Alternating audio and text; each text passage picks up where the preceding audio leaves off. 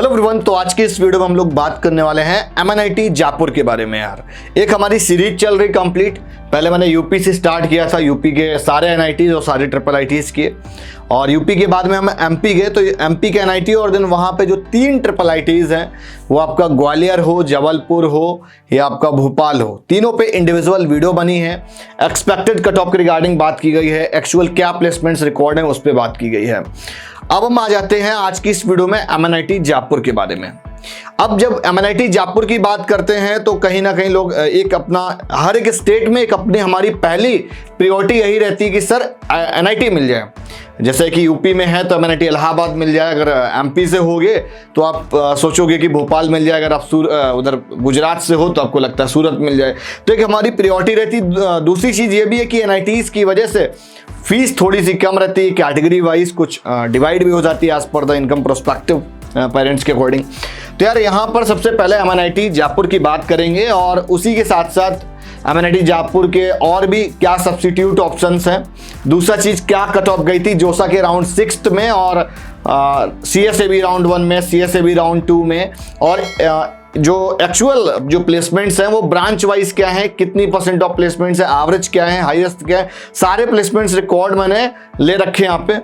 तो जैसे आप MNIT जयपुर की बात करोगे तो राजस्थान की, अगर पूरे राजस्थान की बात की जाए तो बिट्स प्लानी हमको मिल जाता है, और अच्छा एक कैंपस है LMNIT जयपुर, लक्ष्मी निवास मित्तल, है ना। उसके बाद IIIT कोटा भी आ गया है, कुछ दिन हुए है ना, मतलब 4 ईयर अराउंड 5 ईयर हो चुके हैं इसको भी, बिकॉज ये 2017 वाले हैं तो 1-2 बैचेज उनके निकल चुके हैं। उसके बाद गवर्नमेंट के टर्म्स में यार बहुत ज़्यादा कॉलेज नहीं है, या प्राइवेट ब्रांड में से देखो तो बहुत ज़्यादा ब्रांड विजिबिलिटी आपको वहाँ पे नहीं मिलेगी। है बहुत सारे, लेकिन एक वो जो ऑर्गेनिकली जो मूविंग रहता है कि हमको यूपी से हम तब भी इस कॉलेज यूनिवर्सिटी में जाएंगे, तो वो चीज़ थोड़ी सी कम है। हम जोधपुर है, गवर्नमेंट है। उसके बाद में college of technology engineering Udaipur है, ये गवर्नमेंट है, आई थिंक RTO के अंडर में आता है। मणिपाल जयपुर हो गया, और बनस्थली, यार 2 इंस्टीट्यूट जो है और पॉपुलर है। अब डायरेक्टली आ जाते हैं कट ऑफ वाले पार्ट पे।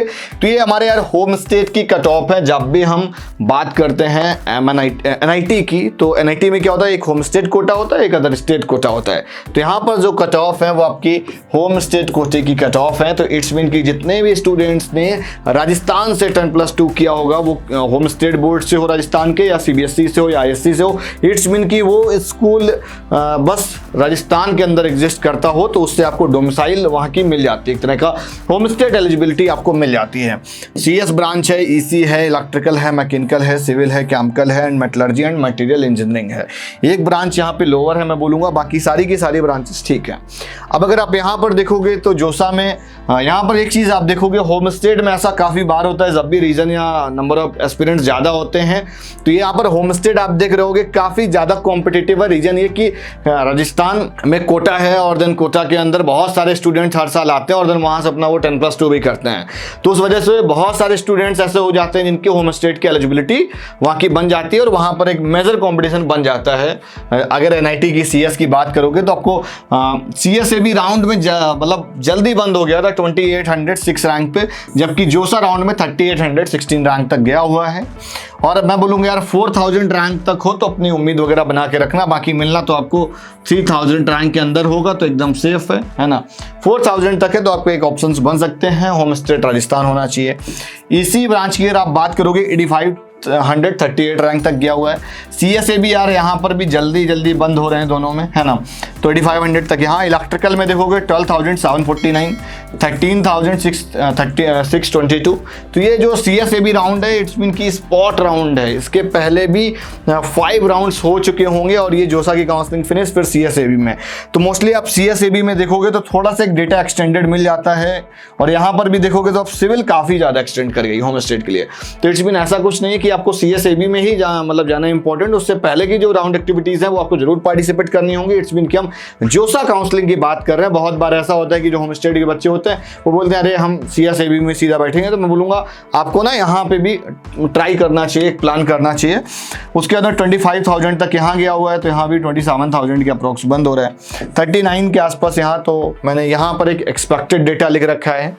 अगर आपको CS चाहिए तो 3000 रैंक 4000 तक, EC चाहिए 8000, इलेक्ट्रिकल चाहिए 13000, mechanical 20000, civil 22 and chemical 27, metallurgy and material engineering है तो उसमें 40,000 रैंक तक होगा तब भी बनेगा। ये जो कट ऑफ है यहाँ पर, अभी ये जो डेटा आप देख रहे हो सारा 2021 का है। जेई के थ्रू जो जोसा और सीएसएवी की काउंसलिंग होती है उसका है, और साथ ही मैंने एक एक्सपेक्टेड डेटा लिख रखा है यहाँ पे। अब यहाँ पर देखो सीएस में तो आपका होम स्टेट हो या अदर स्टेट हो, बहुत ज़्यादा अगर आप दोनों में देखोगे तो बहुत ज़्यादा कुछ चेंज नहीं है। यहाँ पर भी जल्दी से बंद हो रहा था और यहाँ से भी जल्दी से बंद हो रहा है, बिकॉज यहाँ पर तो ऑलमोस्ट राजस्थान को छोड़ के बाकी सारे स्टेट के बच्चे भी यहाँ पर तो कॉम्पिटिशन दे रहे होंगे, क्योंकि अपियरिंग एस्पिरेंट या अप्रोचिंग एस्पिरेंट्स ज़्यादा होंगे।